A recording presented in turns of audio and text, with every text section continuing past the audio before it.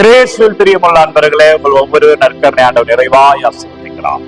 வல்லமையான இறை கிருபையில மகிழ்ச்சியாய் ஆசீர்வாதமாய் இருக்கிறீர்கள் அன்பர்களே. இன்றைக்கு மகிழ்ச்சியாய் வாழ்வீர்கள் நம்புகள் அன்பர்களே. புனித பவுலடிகளாருடைய வரியோடு தொடங்குகிறேன். பவுலடிகார் சொல்லுகிறார், எனக்கு வலுவூட்டுகிற இறைவனின் துணை கொண்டு என்னால் எதையும் செய்ய முடியும் என்கிறார். ஆண்டவருடைய துணை இருந்தால் போதும் அன்பர்களே. வாழ்க்கையில எதை வேண்டுமானால் செய்யலாம், மகிழ்ச்சியா இருக்கலாம், எந்த தடை வேண்டுமானால் தாண்டலாம். ஆண்டவர் அபிஷேகத்தை நம் தடைகளை தாண்டி வெற்றியை காண்பதன் வழியாக அவர் அபிஷேகத்தை நமது வாழ்க்கையிலே வெளிப்படுத்துவார். அவர் வல்லமை நம் மூலமாக விளக்கும். அவர் துணைய நம்ம நாடணும், அவரோடு நம்ம இருக்கணும். ஆண்டவரோடு இருந்த ஒரு குடும்பம் எப்படி அபிஷேகத்தை பார்த்தது? ஒரு மேற்கோள் தர பாருங்க. யோவான் நற்செய்தி 11வது அதிகாரம் 4வது வார்த்தை, லாசருடைய மரணத்தை பற்றிய இறை வார்த்தை. யோவான் நற்செய்தி 11:4 வாசிங்க. இந்நோய் சாவில் போய் முடியாது. இயேசுக்கு நன்றாக தெரியும் லாசர் இறந்து விடுவார்.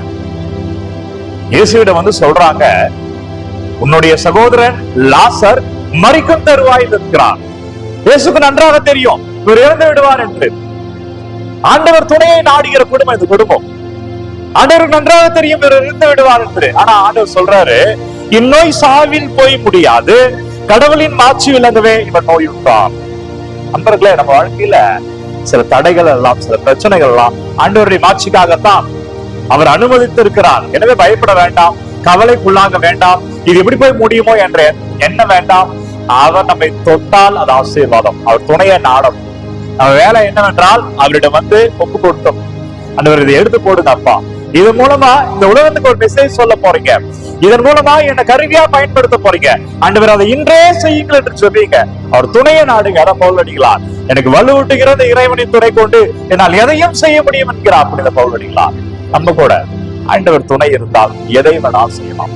வாழ்வில் உள்ள பிரச்சனைகள், தடைகள், கவலைகள், கஷ்டங்கள் அபிஷேகமாய் ஆசீர்வாதமாய் மாறும். அவர் துணையை நாடுங்க. எனவே இந்நோய் சாவில் போய் முடியாது, கடவுளின் மாட்சி விளங்கவே நோயுற்றான், இதனால் மானிட மகனும் ஆட்சி பெறுவார் என்கிறார். அது சொன்னது மட்டும் இல்ல, அவர் இறந்து விடுவார் என்று இயேசுக்கு தெரியும். அது சொன்னது மட்டும் இல்ல, இயேசு இன்னும் 2 நாள் அவ்வூரிலே இருந்தான். ஒருத்தருக்கு உடம்பு சரியில்லை அப்படின்னு நமக்கு வந்து சொல்றாங்க, நம்ம என்ன பண்ணுவோம்? உடனடியாக அங்க செல்வோம் அல்லவா, அல்லது ஒரு போன் பண்ணி அவரை விசாரிப்போம் அல்லவா, இன்றைய சூழல் சொல்றேன். ஆனால் இயேசு தகவல் தெரிய சொல்லப்படுகிறது. அறிந்த தகவலுக்கு பிறகுமே இயேசு 2 நாள் அதே ஊரில் இருக்கிறார். அதன் பிறகுதான் போகிறார். ஆனால் அங்கு செல்கிற பொழுதே அவர் இருந்து 4 நாட்கள் ஆயிடுச்சு. பிரியமான இறைவனுக்குள்ள அப்படின்னா அங்க வந்து சொல்லும் பொழுதே, அதாவது மெசேஜை ரிசீவ் பண்ணும் போதே, நோயுற்றான் என்ற மெசேஜ் ரிசீவ் பண்ணும் பொழுதே அவர் இறந்து விட்டார் என்றே அர்த்தம். ஆனா இயேசு தெரிந்துமே இது சாவில் முடியாது என்கிறார். நண்பர்களே, உங்க வாழ்க்கையில கூட உலகம் தோற்று போயிட்ட சொல்லலாம். ஏன் நீங்கள் அந்த தோல்வியை முழுவதுமாய் பார்த்திருக்கலாம். நம்ம மீண்டும் எழவே முடியாது என்ற எண்ணம் கூட உங்க மனசுல இருக்கலாம். என்று சொல்றாரு, அது சாவில் போய் முடியாது. நீ தோற்று போக மாட்ட.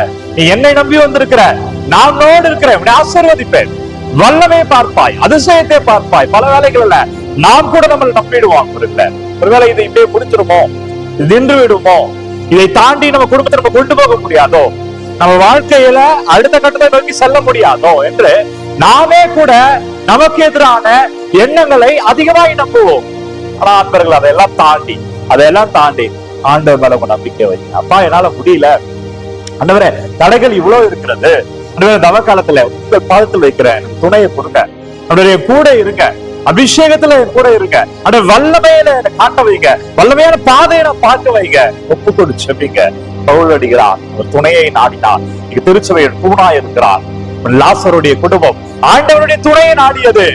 மரித்த லாசரை உயிரோடு வெளியில் கொண்டு வந்தார். லாசரே வெளியில் வா என்றார். அதே போல அன்பர்களே, அவர் துணையை நம்ம நாடுவோம்.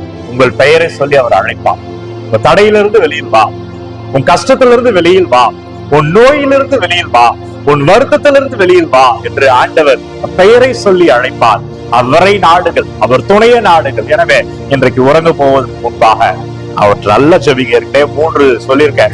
காலை எழுந்த உடனே தவ காலத்துல 40 நாளும் காலை எழுந்த உடனே ஜெபமாலை, பெட்ல இருந்து வரதுக்கு முன்பாக ஜெபமாலை முடிச்சிருங்க.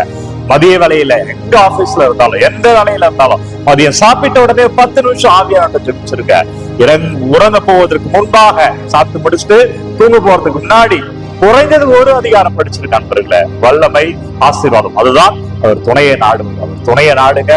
அபிஷேகத்தை, வல்லமையை நீங்களும் உங்கள் வீட்டாரும் பார்ப்பீர்கள். அப்பா நன்றி ஆண்டவரே, உமது துணையை நாடுகிறோம். அப்பா எங்களை தொடுங்க ஆண்டவரே, எங்களை வழி நடத்துங்க ஆண்டவரே. இயேசுவின் பெயரிலே வல்லமையான இறைவன் ஒரு தடைகளை நீக்குகிறார் ஆண்டவர். அவருடைய கிருபையாலே அதிசயங்களை, ஆசீர்வாதங்களை காண்பீர்கள்.